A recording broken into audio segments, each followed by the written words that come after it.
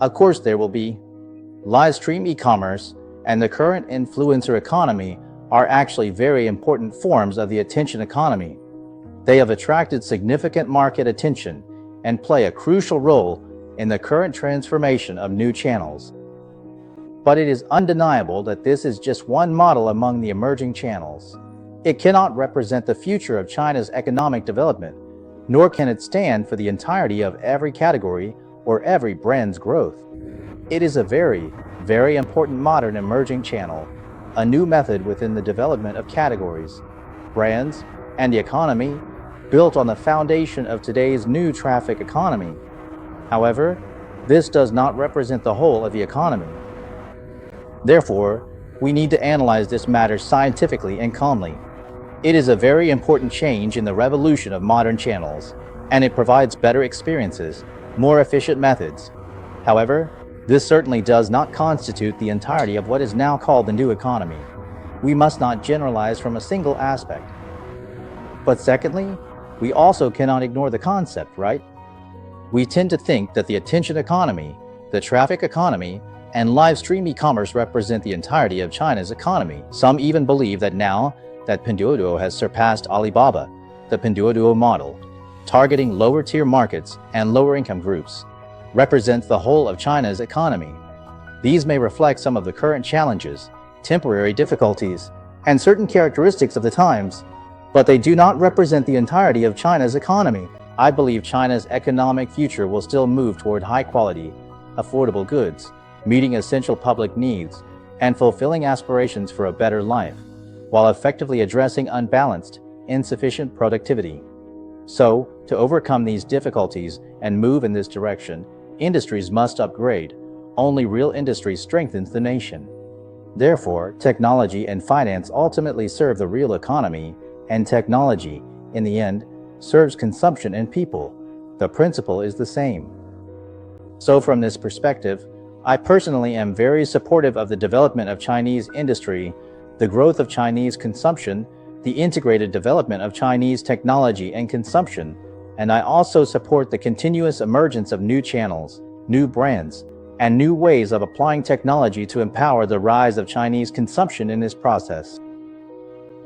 I remember someone once said that all traditional consumption is worth being reinvented. But I'd like to ask, how many of us truly understand what it really means to reinvent traditional consumption?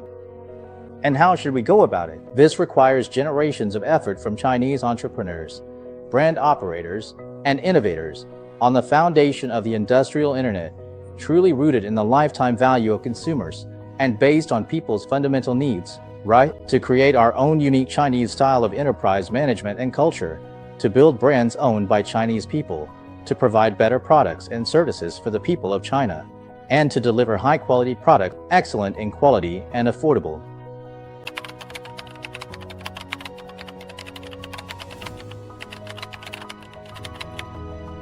I don't think so. This approach carries risks, because refunding without requiring returns. Logically, the rise of Pinduoduo is not surprising. After all, it benefited from the sorrows of the times. Secondly, it also meets the needs of the current era's development cycle, because at this stage, we do indeed face the possibility of a low-desire society, and there is objectively a lack of effective demand. In this situation, this kind of refunding without return model seems, in some respects, to meet the needs of consumers. At the same time, it has also effectively changed the traditional way that Chinese e-commerce platforms and companies simply relied on low-price competition to gain market share, because it seems to have made some beneficial explorations from the perspective of meeting the lifetime value of consumers, respecting customers, and serving from the standpoint of customer lifetime value. But if it's just refunds without returns, and if the platform's review process isn't strict enough, then allowing situations where customers get refunds without returning goods to spread on the platform will actually distort and twist the supply and demand relationship, as well as the basic principle of equivalent exchange in a commodity economy. This, in fact, will also have some negative impacts on business. So I think this is a kind of social experiment, but we need to let time find the answer. At the same time, it is also a somewhat controversial product. Good platforms can make good use of it, but if the platform itself lacks sufficient control, review mechanisms, or if the balance of power between consumers and product providers is not fair enough, it can also have a counterproductive effect. As you can see, some small shops source their goods from Pinduoduo. This causes considerable trouble and impact for those working on industrial upgrades, for entrepreneurs genuinely committed to their businesses, and for small and micro-sized merchants. I believe that this kind of model, from a certain perspective, even if it shows respect for consumers, if you take it a step further, it may end up exploiting human weaknesses. In that case, it can easily cause some disruption to society and to the overall environment and order of the business world. So I believe that a model like this, which goes against the basic principle of equivalent exchange in business, cannot possibly become something that is widely accepted by the public, adopted by the market. So I think that this kind of model is also constantly improving itself, reforming itself, and iterating on itself.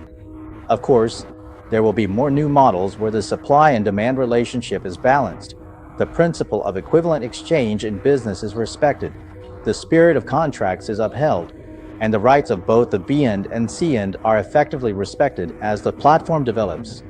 When these conditions are met, a new, more balanced model will emerge to replace it. So I believe this is just a transitional phase.